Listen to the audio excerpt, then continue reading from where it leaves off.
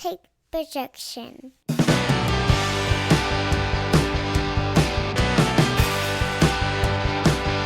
It's Friday morning, and you know what that means. It's time for another episode of the Alabama Slam podcast. I'm your host, Corey Hanna. What's going on, guys? It's Patrick Akers. And we've got a lot to talk about this week in the world of pro wrestling. Money in the Bank was last Saturday, and we're going to jump into that first and get that done, and then we'll cover a few other things here and there afterward, mostly in the world of AEW. So start off men's Money in the Bank match. Thought it was interesting that they actually started the show with the men's ladder match. Which should have told us probably who was going to win that thing. Yeah. Right? Yeah. Yeah. Little different outcome than I expected. Was it you or... No, Eddie. My buddy Eddie called Priest winning. Yeah. Because we called probably for either LA Knight or... some sort of Logan Paul situation. Yeah. We're very bad at predictions, I've come to find out. Yeah. When it comes to like actually, here's what is going to happen, we're absolutely awful. We got a bad track record on this podcast. Well, you know, we're not here to be the right. Yeah, hey, it ain't our job. It ain't our job. Yeah. We don't have money riding on this either. Yeah. Cut us a check and we'll figure it out for you. I like Damian Priest, though. Yeah. You know, they've been playing up a little dissent in the Judgment Day faction recently. Yeah. So it looks like there will be some sort of situation coming there with him turning face against them. Almost happened. It was Monday night. Finn Balor versus... No, it was during the match. During Money in the Bank, Finn versus Seth, right? Yeah. Yeah. Looked like he almost cashed in then, and the way they played it, it was like, okay, well, maybe he was there to cash in on Seth, but also, like, if Finn would have won, would he have cashed in there? Yeah, I mean, we'll talk about the Money in the Bank match first. I thought it was a good match. I mean, everybody got their stuff in, like always. It seems now more and more, you know, used to when they first started these Money in the Bank ladder matches, it felt like it had a lot more star power. You know, Edge was in them, CM Punk was in them, all these guys. Now it's like there was LA Knight and Damian Priest and Logan Paul, but like nobody thought Ricochet was going to win. Nobody ever thought Santos Escobar was going to win. You know what I mean? Yeah. So it's a little bit weird. And I guess those guys are just there, you know, they're athletic. They can do their spots. Obviously, Ricochet and Logan Paul kept their thing going on. I did think it was funny how no one mentioned how dangerous of a move the Logan Paul Ricochet spot was. Nobody had that. You know, they weren't up in arms the way they were with Kenny Omega and Ospreay, and those two are trained professionals who have been doing this for years.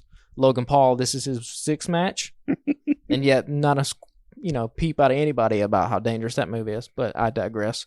I like Damian Priest a lot. And I guess we should probably go ahead and talk and roll this into Seth Rollins and Finn Balor. I kind of feel like, though, if you were going to have Damian Priest win the briefcase, does it not make more sense to have Finn win the title? Yeah, maybe. It was kind of, I don't know, it was a little bit odd because it kind of made Finn come off like a doofus. Because it's like, you guys didn't talk about this in case, like, your boy wins the title. What are you going to do? You know, you didn't have a strategy meeting beforehand. And what is, like, Finn lost? Why? Because he was, like, distracted by Damian Priest. So, like, you didn't think he was going to come down? Or he came down on his own volition? Like, how does any of that work? Yeah, it's a good question.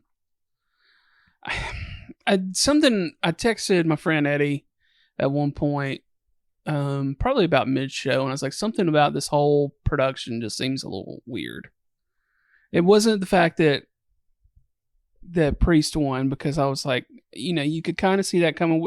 Obviously, we didn't call it last week because that's not the way we thought it would go. But, you know, you could see the signs were there the last few weeks. But just, you know, with the Cena moment later that we'll get into, and something just felt a little strange. And I don't know if it was, I don't know. What do you think? I mean, was it that I get caught up too much and thinking, okay, well, this is what they're going to do next. And when they don't, I'm like, okay, well, that was dumb. But I don't think that was it. I just felt like, I thought the card was really good, and we talked about that last week, but I just don't know that the payoff was there for some of the matches like I thought there would be. Well, I thought the men's Money in the Bank was good. I thought the women's Money in the Bank was, I would say it was better. Certainly had a better finish, more creative finish. Seth and Finn was it was okay. It was a decent wrestling match. And the main event, the Bloodline Civil War, which we'll talk about, I thought was absolutely brilliant. The crowd, of course, with it being in the UK, they're always hyped. They kept the thing going throughout the whole time. So, I don't know. When I was watching, I didn't feel like it was weird or off at all. It definitely had its lulls. John Cena coming out and doing a 20-minute promo with Grayson Waller in the middle seemed a little bit weird. Clearly that's to put pressure on the government to bid on WrestleMania. Yeah. Which, what a fucking flex by WWE just to be able to do that, right? Yeah. Just be like, oh, we're in your backyard. We want to have a WrestleMania here, but obviously, since they switched to the Olympic method where cities have to bid, or cities bid on having WrestleMania, for WWE just to be like, we're going to bring our biggest star of the modern era. He's going to come out as a surprise. Yeah, nobody saw that coming. And he's just going to basically be like, hey, fuck you, the people want this, so let's make it happen. Is kind of wild. I thought it was kind of a nod, almost a nod to AEW going over there and damn near already selling out Wembley. Like, well, obviously there's that too. They're like, okay, well, we can do this shit too. Yeah. And by the way, they can. Yeah. I mean, nobody's doubting that. And they probably will. And a WrestleMania in London would be absolutely awesome. Yeah. So yeah, I enjoyed it. I mean, I like the Saturday afternoon stuff quite a bit. It's a cool little break from what it usually is, but no, I didn't feel like it was weird at all. I mean, it just felt like a WWE pay-per-view. You get some really good, you get some meh, and then a lot of it is just decent and okay. Speaking of meh, Ronda Rousey, Shayna Baszler match is up next. Did anybody see that coming? The twist with Baszler turning on her? Kind of makes sense now because apparently the news has come out this week that Rousey's contract is up sooner rather than later. I mean, we had speculated that at some point this was the feud for Ronda to have against Shayna. I don't watch Ronda Rousey segments that closely. Were there any breadcrumbs at all leading up to this? It was just straight up, she hit her in the back of the head. Yeah, kind of like Jungle Boy turning on Hook. So, I mean, cool. It was fine. I've always, I say always, I've been meh on Shayna as well ever since she came up from NXT, but like, she gave a really good promo on Monday Night Raw. Yeah. I was like, okay, well, I might could invest in this a little bit because it was, I don't know, it felt genuine. Yeah. Yeah.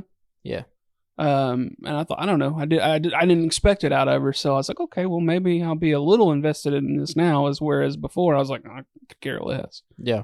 But yeah, I mean, that was an interesting moment, I guess. Kind of a what the hell moment because nobody was anticipating. You can see those coming sometimes from a mile away, and you're just waiting on it. Well, usually, like I said, you want to plant the breadcrumbs a little bit. The Damian Priest is a good example. Like, sure. we didn't call it, but in retrospect, you'd be like, oh yeah, makes sense. Like there was nothing for Shayna and Ronda. They just won the titles, and then they're in the middle of this match. They weren't even like in a pivotal spot in the match. They were just kind of having it. Yeah. And then Shayna's like, fuck you, I'm gonna hit you in the back of the head. I'm out. Yeah, and walked out. So, I mean, hey, the titles go back on Liv Morgan and Raquel Rodriguez. An odd pairing, but two people who I think can be over with the crowd. Those tag titles are kind of just a little bit meaningless, but, I don't know. Maybe there's change of plans coming. Obviously Shayna and Ronda could be interesting. Could also not be, There's always that. Yeah, I mean, at this point, Shayna's going to have to carry that because Rousey is just, she does not move the needle at all for me. Yeah. Yeah, me neither. She's just bland and boring and looks disinterested. Yeah. So, yeah, maybe it's time for her to go. Maybe if these dirt sheets are right and she's on the way out, then maybe it's time. So next up, I've got Matt Riddle versus Gunther for the Intercontinental Championship. Riddle tapped out to Gunther, and then maybe I guess you would call it the second surprise of the day. Drew McIntyre is back. And so he and Gunther square off, and Drew hits him with the Claymore at the end. This is where I get pissed off about things, was a couple of dirt sheets that morning when they were like, hey, there's scuttlebutt or whatever about Drew McIntyre being back. Don't put that out there. There's absolutely no need to have that on social media. What good does it do you and your brand to be the one that pisses somebody like me off on a Saturday morning? I'm like, I would have gotten a much bigger pop from me had Drew walked out and I hadn't seen his name on the internet that morning. And see, I stayed off the internet. I don't know, these dirt sheets. Whatever. Like, I'm so bored by them. I'm so disinterested because I'm not one of the wrestling fans that want to be in the know all the time. I just kind of want to watch the show and be swept away in a story. I don't think that's too much to ask for anything that's a narrative form of entertainment. But for some reason, and a lot of people have made a lot of money off of it, and a lot of wrestling fans want to know every little thing that happens. And these dirt sheets like to make up things, or maybe they don't make up things. Who the hell knows? I just know. Fucking Gunther versus Drew McIntyre, long feud, sign me up. I'm all for it. Gunther's incredible. I mean, he's the only guy that when he's on Monday nights or Friday nights, whenever the fuck he's on, I think he's on Mondays, I stop the show and I watch every one of his segments. I watch every one of the matches. I'm infatuated with this dude. He is such a throwback to like when wrestling felt real, quote unquote real, I guess you could say, for lack of a better word. Like, and again, having an entire offense that's built around a chop, yeah, when everyone knows what that feels like, is such a genius move, and he pulls it off so well. He's in the running for me for best wrestler in the world. We've talked about this before. The confines that he sort of has to play in, being in that WWE style, he has maximized every single element of it. And it's captivating to watch. This fucking match, he chopped Matt Riddle's ankle, okay? And it felt believable. You're like, oh yeah, I bet that shit hurts. Yeah. It's just, it's wild. Also, I do want to point this out. Somebody had a TikTok from behind Gunther's entrance where the other dude fucking catches the thing. Yeah. Just kind of ruined it for me. Somebody even commented, it was like seeing a magic trick from like another angle. Because like his entrance where he throws off the coat and it just wraps around the dude's arm, like so great. But like seeing the behind, I was like, I don't want to see this. I don't want Gunther to be special to me. I wanted to just feel like he takes the coat off and it flies in the air for a little bit and dude catches it. Like that's how I want it to be. But that's a little bit of a tangent. But no, Gunther he's incredible. The question for Gunther is going to be, when do they move him up to the main event scene? Well, so if they have a feud with he and Drew, does he beat Drew for a couple times, or does Drew eventually get that title? And is that a demotion almost for Drew? I mean, is it a demotion? Gunther's been really the most dominant champion. I know Roman Reigns is on his 1,000-day streak, but Roman has had the bloodline do a lot of his heavy lifting. Sure. Gunther's, for the most part, beating these dudes clean. And so if you want to, like, get real in the weeds with it, like, who has the most prestigious title? Yeah. Maybe he's elevated the title. Yeah. To where you get a dude like Drew McIntyre, who not that long ago was main event in WrestleMania. So. Yeah, I mean, and speaking of dirt sheets, I saw conflicting reports on had he re-signed with them, and he did for, several more years, and then there was somebody else that was like, no, he didn't sign, and I'm like, I just need to fucking unsubscribe. Yeah, I'm done. I'm done. I'm gonna be a kayfabe only fan. The show starts and ends for me during the broadcast, and that's it. Wrestling's gonna. I'm gonna make it a note to myself. Wrestling's gonna be real again. It's still real to me. Damn it. I'm not. No more dirt sheets. This is it. I'm kayfabe only. Fucking Malachi Black actually is a demon sorcerer. Okay. Gunther is a fucking badass Eastern European guy. You know, The Undertaker is a real dead mortician or whatever the fuck. Roman Reigns is an actual mafia boss who hates his cousins. Right. Wrestling's real to me again. That's how I'm gonna have it. I think that's what I need to do. I think there's a couple I follow on Facebook. I'm just like, I just need to get rid of it.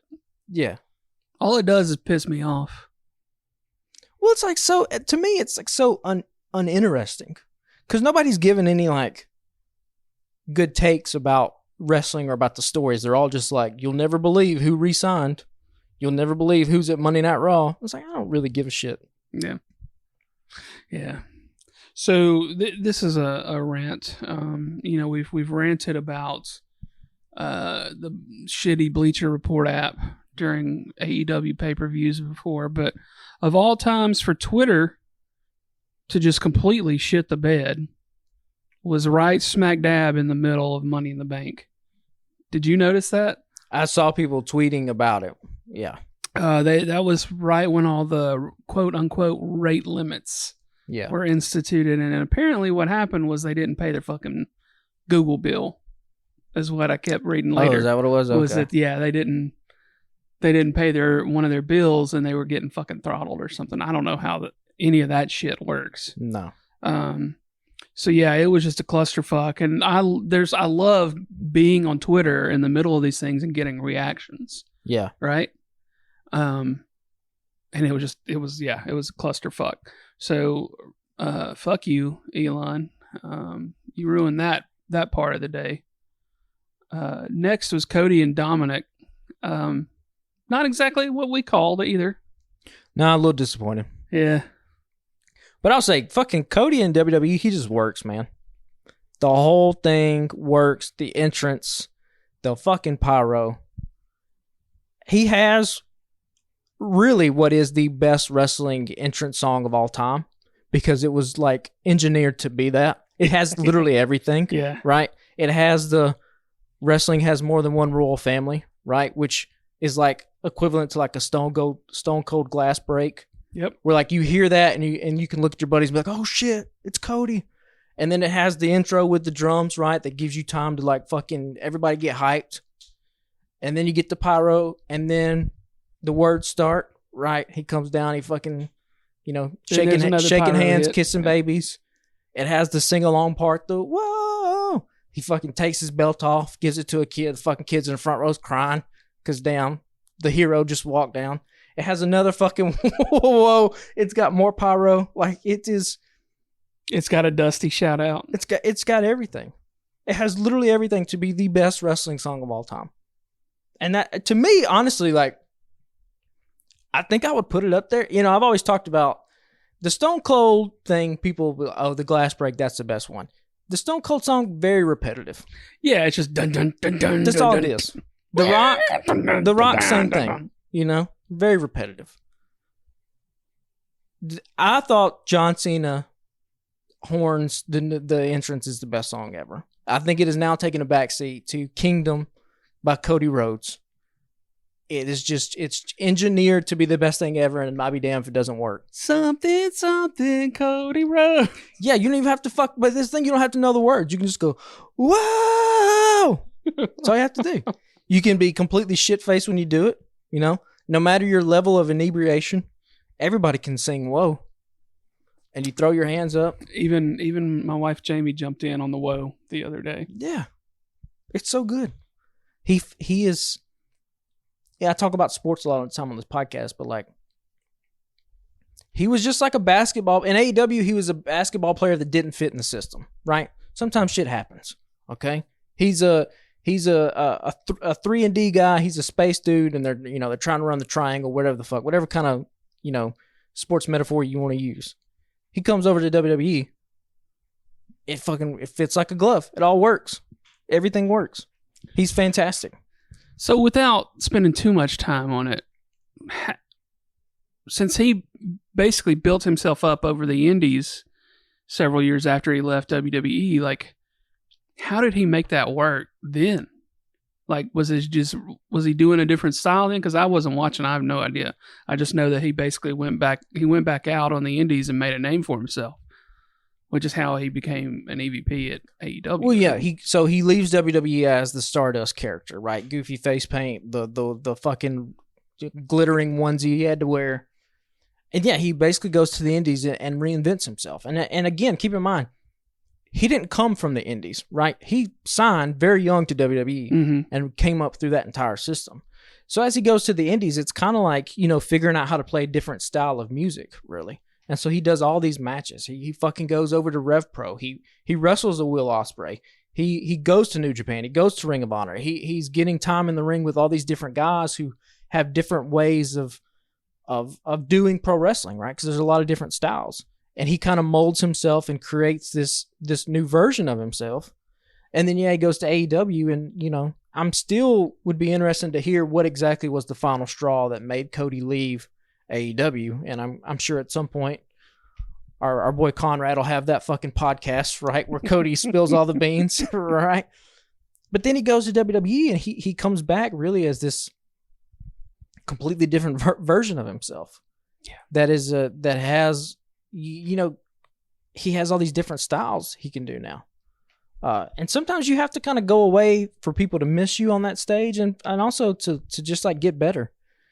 That's one of the fears that I have about, Triple H and the WWE being like, oh, we don't really want to sign a lot of independent wrestlers anymore because they quote unquote have bad habits. Which I think, honestly, if you think about wrestling as an art form, which I think you and I do, are there really bad habits in art? There's just different ways to do art. Yeah, what they're saying is they don't want to take somebody from the very beginning and make them into what they want them to be. Yeah, they want to have that unsculpted clay that they can then mold into whatever they want. But my fear is that in 10 years, that's going to get very stale because you're going to have everybody doing the same way, right? Mm-hmm. If you have one guitar teacher who is teaching all the other guitarists in the world how to play guitar, everyone's going to end up sounding the same. Yeah. Whereas you take an indie wrestler and they might have some bad habits or some things you don't, quote unquote bad habits, things you don't want them to do in your style. But I think you look at a guy like Cody Rhodes, who he leaves WWE, comes back years later. He's better in the ring. He's better on the microphone. A lot of that is because he went away. Yeah. And went on his, odyssey. Got to do his own thing for a while. Yeah, wanted to do his own thing. So back to the match with he and Dom, we had predicted Dom would cheat when, maybe Brock would get involved, and then there'd be I pinned Cody shirts and everything. But I think a missed opportunity. Yeah, we say it a lot because but if we were writing it. Yeah, they did Brock on Monday night. Yeah. Does Brock just not want to fly to London? Is that all it was? Could be as simple as that. Could be. But why not let Dom have a little bit of a rub here? And get the pin on Cody after fucking Brock comes in and mauls him. Yeah. Then you get Dominic. Now he's a heel that's on top of the world because he pinned the biggest star in the company. Definitely a missed opportunity there. Yeah, I think so. We mentioned earlier Cena came out, complete shock. He was talking about bringing WrestleMania to London. Grayson Waller comes out. He said that Mania needs to come to Australia. Then he ambushes Cena, and Cena slams him and leaves. So it's way too long of a segment. Yeah, I thought it was way too long. Killed any sort of momentum that they had, right? But yeah, cool. We mentioned it earlier. They're more than likely going to end up in London a couple of years from now for Mania, right? Yeah, the whole point of it was to try to put pressure on the government. Like I said, what a flex. What a flex to be able to do that. Do it, I guess, right? If you can, fuck it. Why not? Then the women's Money in the Bank match was next. Did you catch? I didn't catch it. I think our friend Steven texted me and was like, did you notice that they introduced Bailey as a member of Judgment Day? I did see that, yeah. And then I saw all the memes of people putting fucking Bailey in the Judgment Day. Just, cut and paste. I totally missed it. And I didn't want to rewind it to catch it. But so Zelina hit the code red on Zoe Stark from the top of the ladder. That shit was fucking insane. Insane. Great spot. I didn't write out many moments from the matches, but I typed that one out. I was like, that shit was fucking wild. And where did she come from all of a sudden? Zelina Vega was nothing to me 6 months ago. Yeah. And then she put on a hell of a match in Puerto Rico, I thought. And then that fucking spot the other night was badass. Look, there's something to say that all the people that we said showed out in Puerto Rico, Damian Priest, Io Sky, Selena Vega had a huge spot in this match. And fucking Io and Damian are Mr. and Mrs. Money in the Bank. Yeah. So I guess it matters. Yeah, you mentioned earlier creative way to end this one. Bailey and Becky are climbing up the ladder, and Io grabs the handcuffs. I think that Bailey had tried to use on Becky. Yeah. And cuffed both of their arms together through the ladder, so neither one of them could go any higher than what they were. I thought that was pretty smart. A little on the nose metaphor, if you ask me, but I'm down for it. The two stars of their generation literally being overtaken by a new star who's ascending to a height. But I'm down for it. I thought it was cool. Create a finish. I don't know if I've ever seen that before. Yeah, neither of us called her winning. No. Either. Now the question is, who the hell does she go up against? Yeah, because you're not taking it off Rhea this quick. I wouldn't think so, but also Rhea's not doing anything with the title. As much as we both love Rhea Ripley, what is she doing with that title right now? I mean, her and Natalya had a hell of a match Monday Night Raw, which I don't think we'll have time to get into, but what a match that was. Yeah. So I don't know, looks like Asuka is going to be involved with Becky and Charlotte. That's going to be some kind of three-way there. Technically, Io Sky doesn't have to cash in anytime soon. She can kind of wait till the dust settles with all this stuff and then, come in and cash in last minute.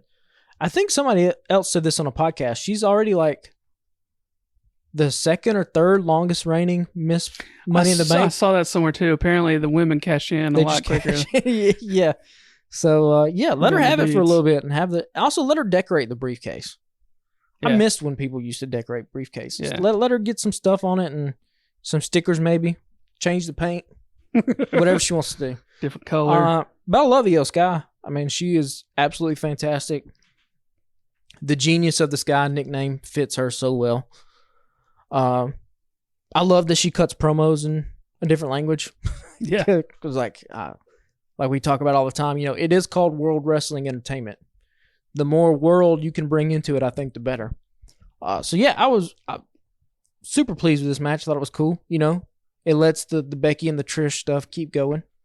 Zoe Stark had a good showing. Like you said, Selena Vega had a huge spot. So yeah, kudos to everybody all the way around. Yeah, good stuff there. Finn Balor versus Seth Rollins was next. We mentioned earlier that Priest came out with the briefcase and kind of interfered a little bit, if you will, and then Rollins wins.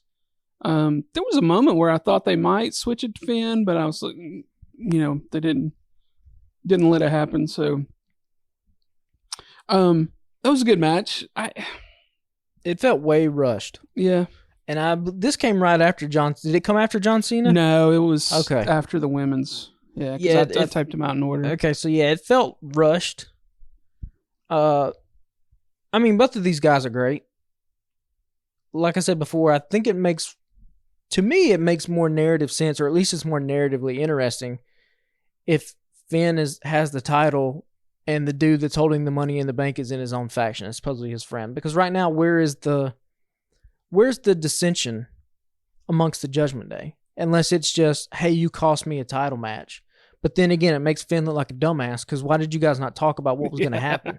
Right. And also with the bloodline blowing up the way it has,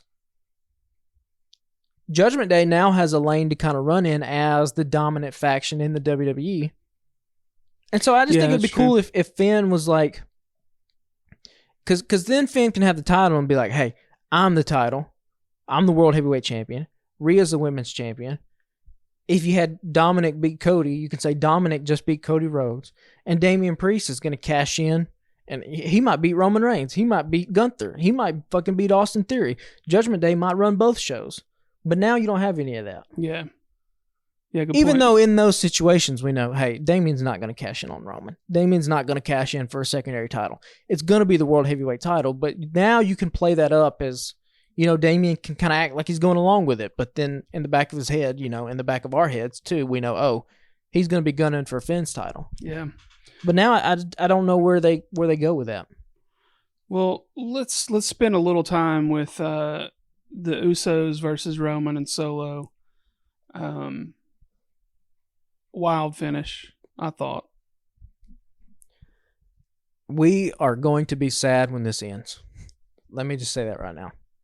It is going to be such a bummer when this story comes to an end, because there's going to be no more, we won't have it left. It's been such a highlight watching this story unfold since we've been doing this podcast.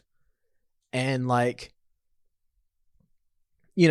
we probably still have, in terms of where Roman falls in the WWE Mount Rushmore, I think we still have some things to kind of litigate out.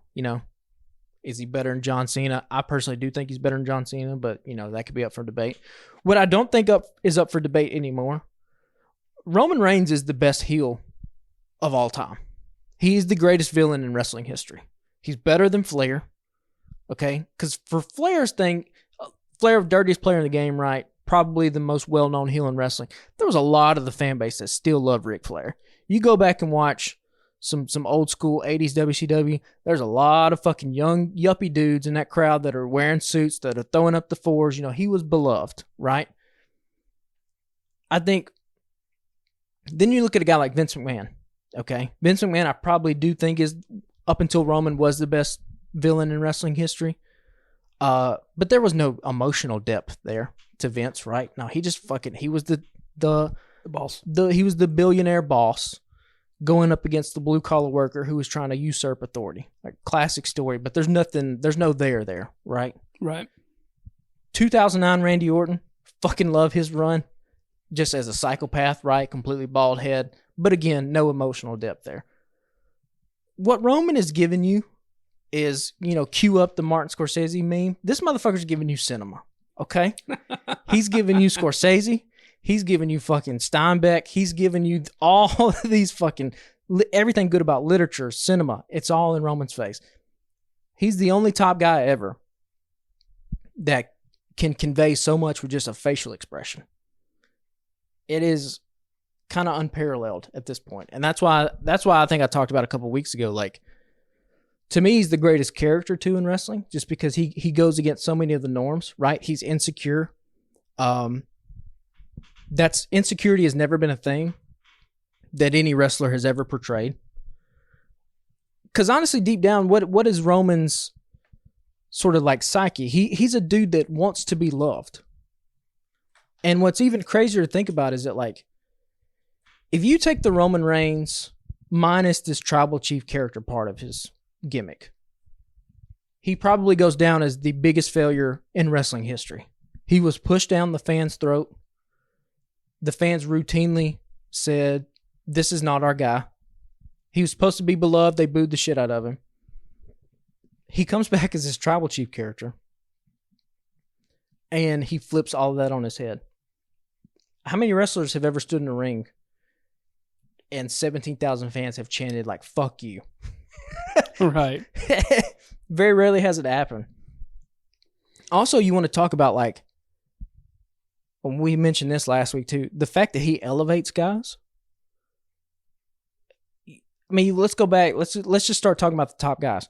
John Cena, during his run atop the card, who did he really elevate? He had a feud with Randy Orton.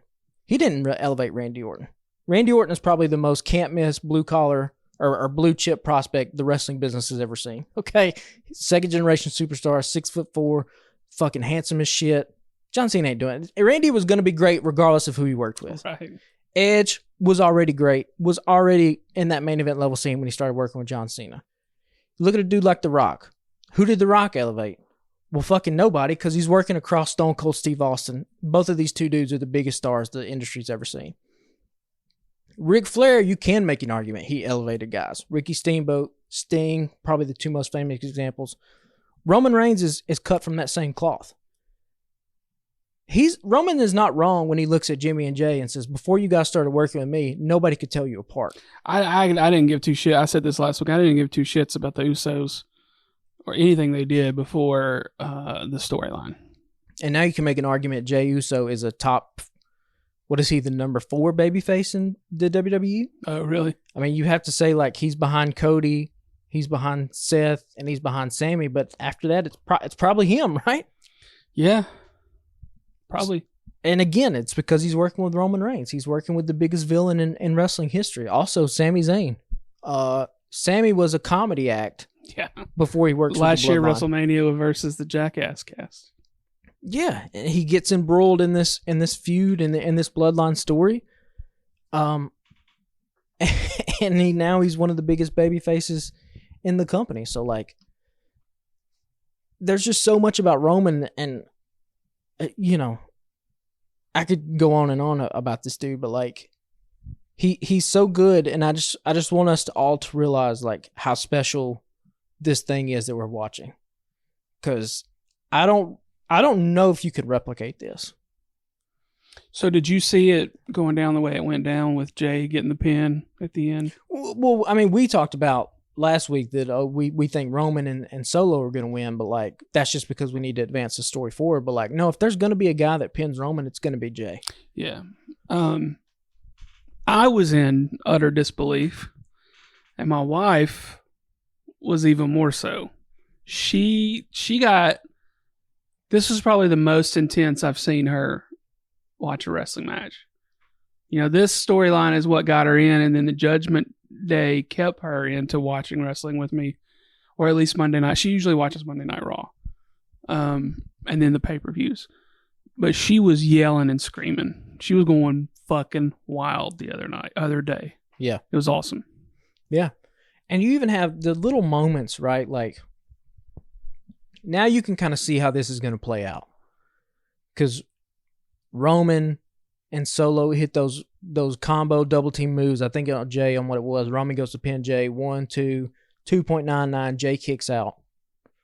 Roman emotionally just loses it, right? Then you have that beautiful moment where Solo is just looking at Roman being like, the fuck, like, get back in this shit. What the fuck is your problem? Sowing a little bit of tension between those two guys, because Roman is all the way emotional. Solo has no emotions, right? Solo is a machine. He is on a mission to destroy things that are in front of him. And so now you're setting up this little thing. We've also seen where like Jimmy and Jay are like, hey, if we have a vote to be tribal chief, we're voting for Solo. Now you put it in Solo's head. Hey, maybe I am the dude. Maybe I should be the tribal chief, because maybe you're emotionally not all the way there anymore to be able to handle this. Solo is going to protect one thing, and that's the family legacy. So you have that feud that sets up between those two guys. You obviously have all the history between Roman and Jay.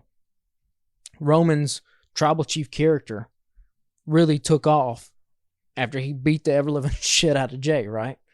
So, like, these 4 guys, and everybody that's involved, Paul Heyman too. Paul Heyman has his part to play in this. It's just... Did you see the pre-show interview with Paul? I didn't know. So, you were kind of unresponsive, so I figured you were doing some family stuff or something. So I just quit texting you that day, but like at maybe 10 till 2, Heyman comes out of the dressing room, you know, and I forgot which person was back there, tried to catch an interview. He's got tears in his eyes, you know, and they were like, "What's wrong, Paul? What's wrong?" He just stands there for several seconds, tears welling up, and he's just shaking his head, and he's like, "I've never seen him like this." Yeah. And I was like, okay. Because normally, you know, Paul's just going to be Paul. Yeah. But this was like a different Paul. He was like, I've never seen him like this. He's like, I feel bad for anybody that has to watch what's going to happen to the Usos tonight. Because he's like, he's going to hurt them. And so now this sets up even beautifully, because now we're going to get all the way unhinged Roman Reigns. Like, you thought this motherfucker was a villain before. Yeah, I mean, that's what that if you didn't see that, I just happened to tune in to the pre-show about 15, 20 minutes before and saw it. And I was like, well, shit, this was major. Yeah, and so you have to do Jay versus Roman at SummerSlam. That's got to be the main event. What else could even headline a show that size? Yeah. There's nothing touching this in terms of story in the WWE right now, and really in all of wrestling. I mean, this is in a class of its own with how well this thing has gone. So yeah, I watched the whole match, and one of the things I think for wrestling fans, there's so much tribalism between like AEW and WWE, right? People be like, oh, AEW sucks because they don't tell stories. Oh, WWE sucks because the in-ring action is whatever. Like, to me, that's a really stupid argument. I think I've made this comparison before. It's kind of like trying to compare like Miles Davis to Metallica. You're like, yeah, they're both music, but they're obviously trying to do different things, right? In WWE, the matches advance the story. In AEW, the matches often become the story. It's not that one is inherently better than the other. It's just that they're different, right? Omega Ospreay is good for what it is because it's a athletic feat. These dudes are doing moves and having a pro wrestling match like we've never seen before. And then on the other side, WWE, they're doing Shakespeare in the ring, Samoan Shakespeare. Yeah, we called it a few weeks ago. I just wish fans had more appreciation for like the different ways that you can do this art form, because you can do it a multitude of different ways. It's just that for the longest, there has been one dude in Vince McMahon who has basically got to, based off his creations, it has come down to the fans like, this is what wrestling is supposed to be. This is how it looks. And it's brainwashed a lot of people. Yeah. And I think you can just do it different ways. So, shout out to wrestling being so good right now, because it's as good as it's ever been. Yeah, you made a similar comment last week on the show. Let's do some quick hitters. We've got a lot of different things to kind of go through with AEW and not a lot of time to do it. Collision, I've got apparently Ethan Page is a face all of a sudden. Comes out because MJF, basically squashed somebody, and it's like, I'm here for another match or whatever. Ethan Page comes out, or he's challenging somebody from that town. Yeah. And Ethan Page came out. Yeah. Well, there was another jobber that walked out. Yeah. And then Ethan Page walked out. I didn't put that part. Yeah. So that was interesting. I mean, we talked about Ethan Page a lot a few months ago, and then they just kind of did nothing with him. But I mean, he gave a hell of a promo that night. I'm interested to see if they just forget about this part of the story, and then all of a sudden he's back. Yeah.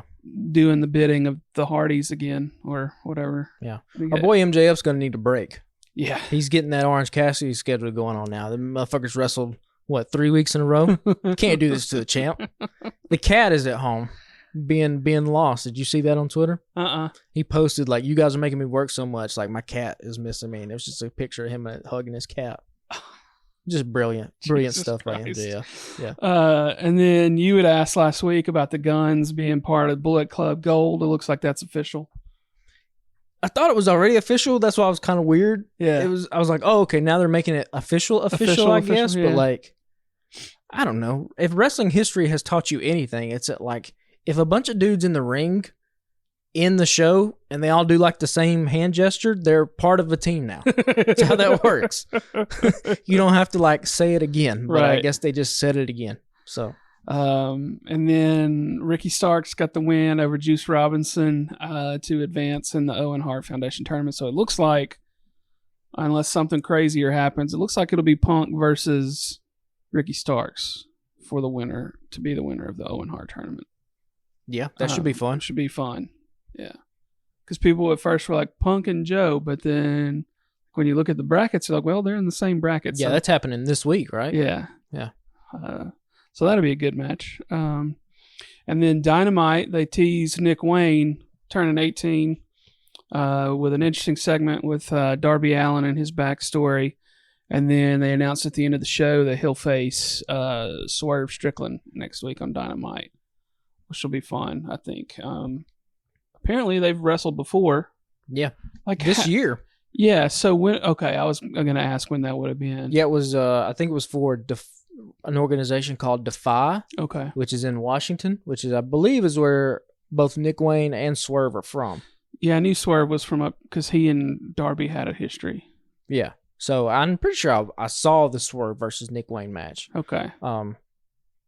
Very smart move to have a package like this that introduces a character and have it be, told by a dude who was already a beloved character on the show. Yeah.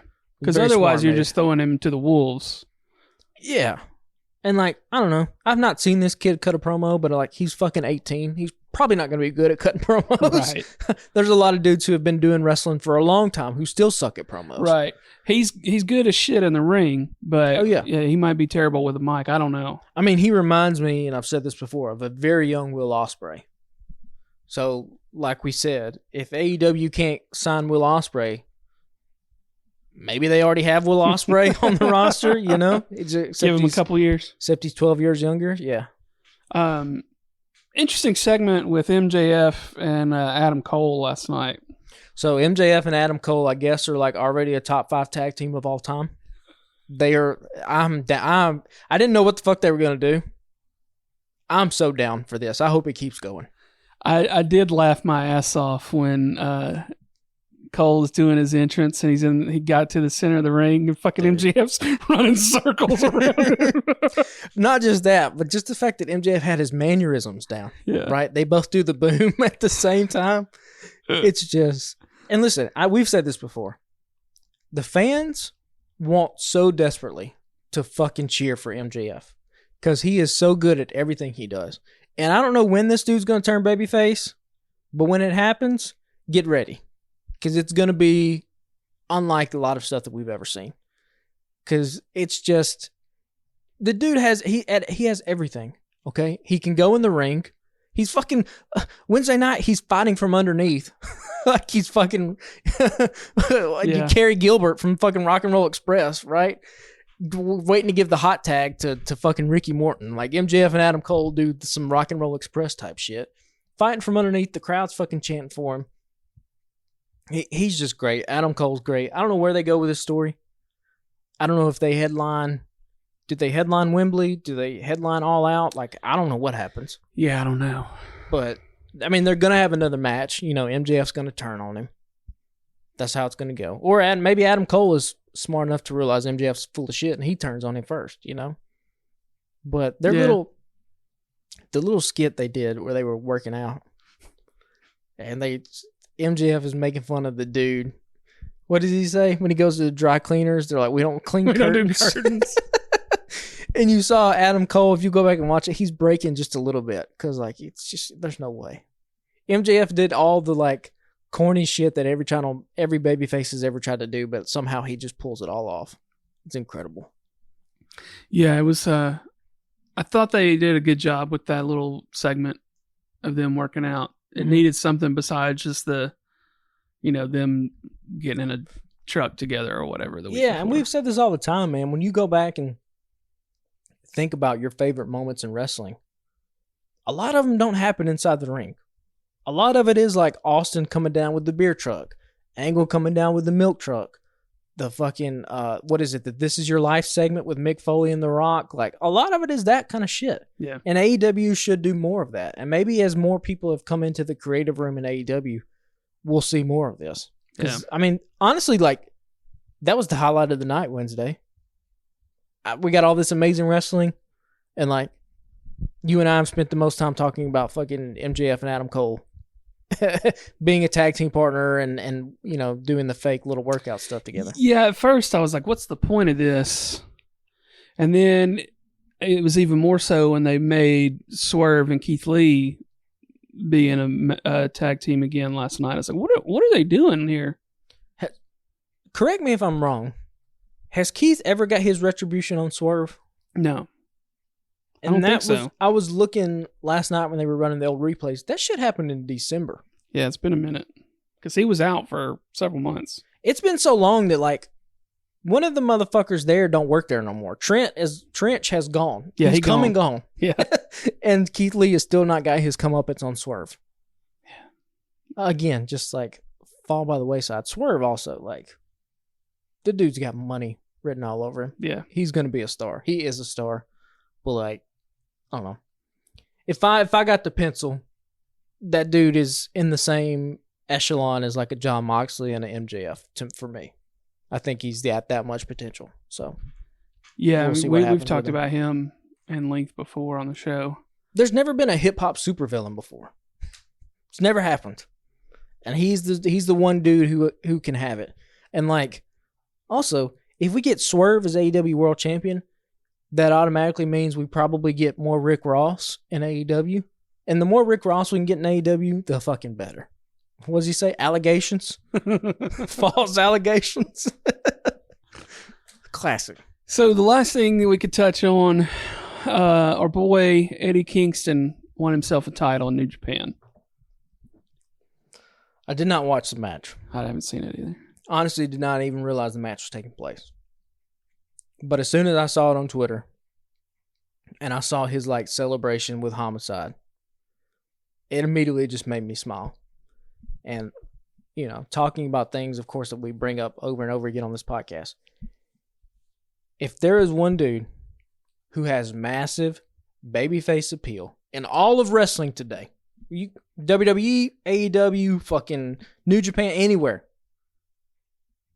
Eddie Kingston has potential to be one of the biggest babyfaces we have ever seen in this industry, because he is a combination of so many people who are just beloved, right?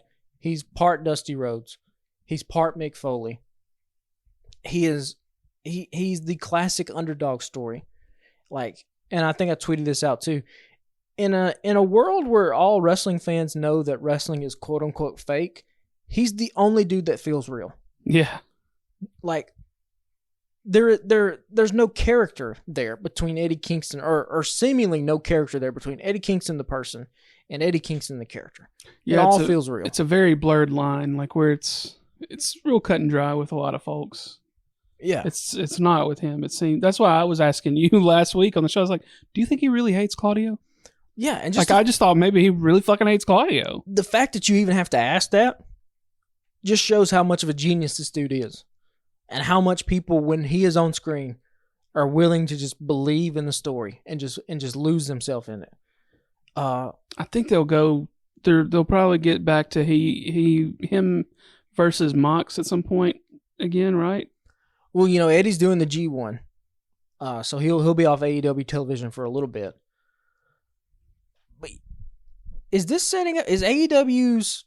Are they setting up Kingston and John Moxley for Moxley to put over Eddie, so that Eddie can then be the one that dethrones MJF? Is this where we're headed?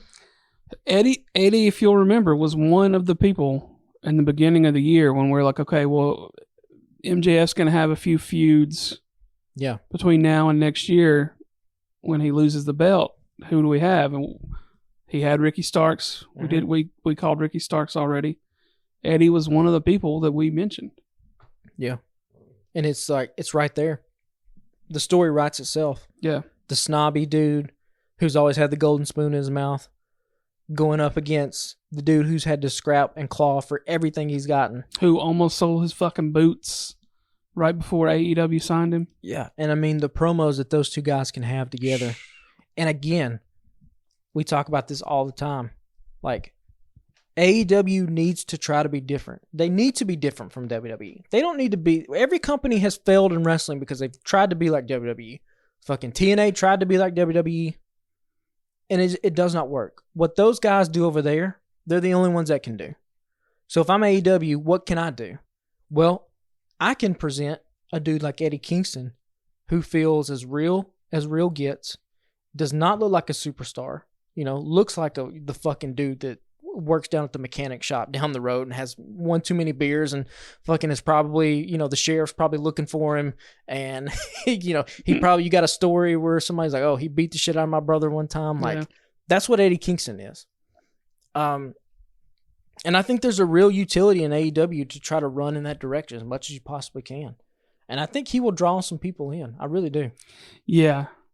he's the kind of story that Jamie doesn't watch AEW with me, but I feel like if they could put him on a run, he's the kind of guy that I think could draw him in, just story wise. Yeah. There are very few guys in wrestling, even today, but even you go back even historically, who, when they're on screen, your eyes can't help but go to them. And that usually isn't the first indication of, oh, this person has it. You know, we talk about it all the time. No one really knows what it is. You just know it when somebody has it. He's got it. Yeah. And so now it's kind of a mark on AEW that the first major title that Eddie wins, he wins it in a different promotion in a different country. Right. I mean, and we find out about it on Twitter. You know, some work there for AEW to do, but maybe they are holding off because the bigger story is yet to be told. Yeah. One can hope. Yeah, that's interesting you say that because Jonathan Coachman tweeted something a couple days ago about ratings and this, that, and the other, and failing ratings because Collision was down like way, way low. Yeah, this weekend. You know, there was no Punk match. It was 2 hours after a 3.5 hour Money in the Bank, right? Yeah. No big deal. Whatever. It's fine. Because there'll be a lot of eyeballs on it this week for Samoa Joe and Punk. Yeah. Those numbers will pop back up. Yeah. But Coachman kind of was giving AEW shit. And Dax was like, hey, we're building a brand here. Yeah. Like, shit's going to happen, and it's not going to be all sunny and roses for like 3 weeks straight. Like, you know, trust the process, basically. He was like, people that are in this locker room want to be here, and, you know, it's going to be worth it, basically. Yeah, which is, you know, goes back to something that we've said quite a bit, which is like how far AEW is going to go is solely dependent on how good the creative is. This is another thing. I didn't have it in my notes, but I just saw it about an hour before you came over, that apparently Malachi Black asked to only be on Collision moving forward. Yeah, I saw that. Which is interesting because he was like, you know, there's a chance you could see me on Wednesday. There's a chance you could see me on Friday. There's a chance you could see me on Saturday. But he was like, if you were tuning into all of that thinking, well, maybe he'll show up, he was like, you're going to get tired of that at some point, basically. Yeah. I mean, it's not exactly what he said, but he was like, if they know they might see Malachi Black on Saturday, they're way more likely to tune in to just that. And I thought that was kind of smart. Yeah. Now, whether Tony Khan allows him to do that is a different story, but I think it's smart. Yeah. I mean, yeah, we'll see what happens. I mean, Collision, the ratings are only going to get worse once football season starts. Right. I mean, that's part of the, you know, that's why, you know, I speculated, is this really only, did Warner Brothers kind of give this spot to AEW just so they could go to a football conference 3 years from now and be like, hey, we programmed live TV at Saturday nights at 7, and here's what the ratings were. Now imagine what, you know, we would do when we bring your brand in here and it's, you know, a Power 5 football conference. I don't know. You know, I don't know how all that stuff works, but It's going to be interesting to see. We shall see, yes. But in the meantime, we will keep enjoying Roman Reigns. We will keep enjoying Hollywood CM Punk, I'm guessing. Yeah. We got Blood and Guts coming up too. We're gonna figure out who the because both teams are going to be down a fifth person. So yeah, interesting. I guess we'll find that out sooner rather than later. Y'all, if you don't follow us already, we're on Twitter, Instagram, and TikTok at Alabama Slam Pod. For whatever reason, our TikTok numbers have been going up quite a bit in terms of followers. We haven't really pushed that. We've gotten a ton of people, not a ton for us, because our meager little social media numbers. We're doing pretty well over there. It's funny to watch how all that stuff plays out, because like those same video I'll post it to Twitter gets like 0 reaction. Well, we don't pay Daddy Musk $8 a month, and so true. people don't see our shit. Well, I don't pay shit on TikTok either, so Well, TikTok's all about the Chinese government wants as many people on it as possible so they can steal everybody's information. Allegedly. Yeah. Allegedly, that's what happened. And we're on Facebook or just search for the Alabama Slam Podcast. But they ain't nothing but old people on Facebook. Yeah, it's so. all olds. Everybody's aunt that posts right-wing memes. If you're an old, get on there and follow us, I guess. Yeah. But yeah, y'all check it out. And we've got a network of other folks at the AlabamaTake.com with other podcasts. There's Taking It Down, a weekly pop culture podcast. Check Your Shelf podcast is a monthly book podcast by my lovely wife. Taking on Sports. It's every other week, a sports podcast. There's a new sports podcast. My cousin Mallory launched her teaser trailer this week. Her show is going to be called The Stare Down. And then the third season of This Song Sucks is active at the moment as well. So follow the Alabama Take on all the socials also if you don't already. And we'll talk to y'all next week. Later, guys.